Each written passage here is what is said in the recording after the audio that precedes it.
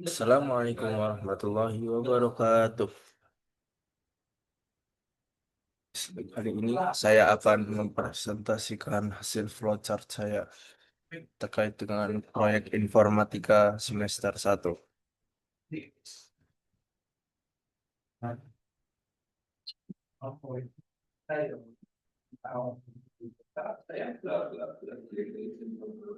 Studi kasus yang saya ambil yaitu sistem penilaian kelulusan siswa, sistem parkir otomatis di mall, sistem denda perpustakaan digital. Studi kasus yang saya ambil ini seorang guru ingin mempermudah proses penilaian akhir dengan membuat program sederhana yang dapat menentukan status kelulusan siswa. Program akan meminta pengguna memasukkan 3 nilai mata pelajaran yaitu matematika, IPA, dan bahasa Indonesia. Selanjutnya, program menghitung nilai rata-rata dari ketiga mata pelajaran tersebut. Setelah rata-rata diperoleh, program memeriksa kondisi. Jika nilai rata-rata, maka ditampilkan keterangan lulus. Sedangkan jika nilai rata-rata di bawah 75, maka ditampilkan keterangan tidak lulus. Dan harus melakukan remedi lalu, program akan menampilkan keterangan lulus dan program berakhir. Yang saya buat itu dimulai dengan start. Setelah itu kita input nilai matematika, IPA, dan bahasa Indonesia. Lalu kita proses dengan menghitung rata-rata. Setelah menghitung rata-rata, kita ambil decision. Nanti decision ini yang akan mengarahkan lulus tidaknya. Rata-rata di bawah 75. Jika rata-ratanya 75, maka akan ditampilkan lulus. Namun, jika tidak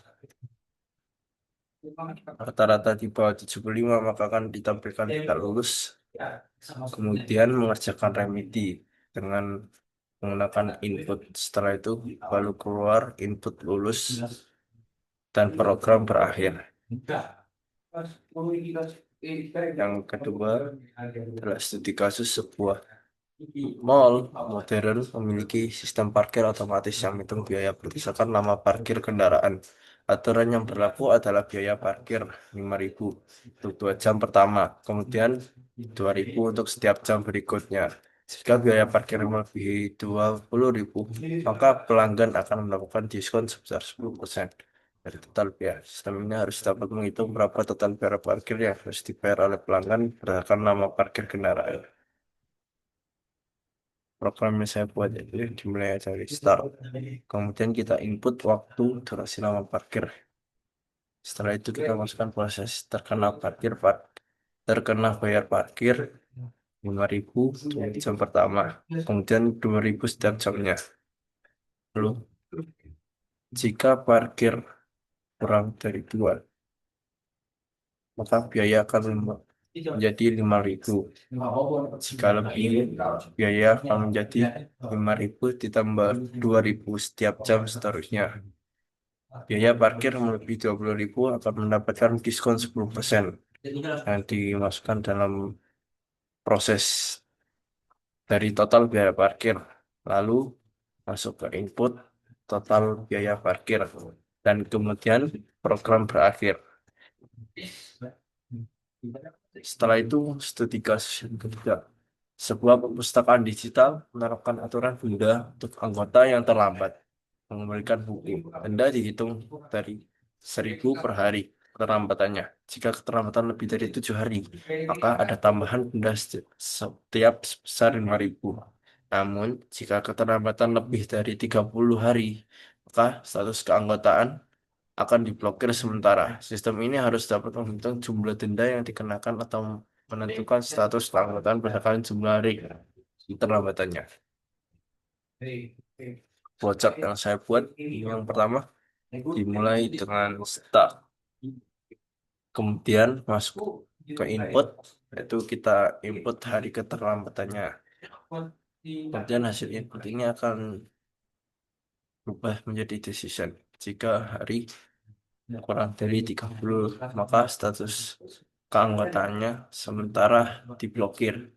Jika tidak, Jika kurang dari 7, maka akan membayar denda setiap 1.000 per hari setiap keterlambatannya.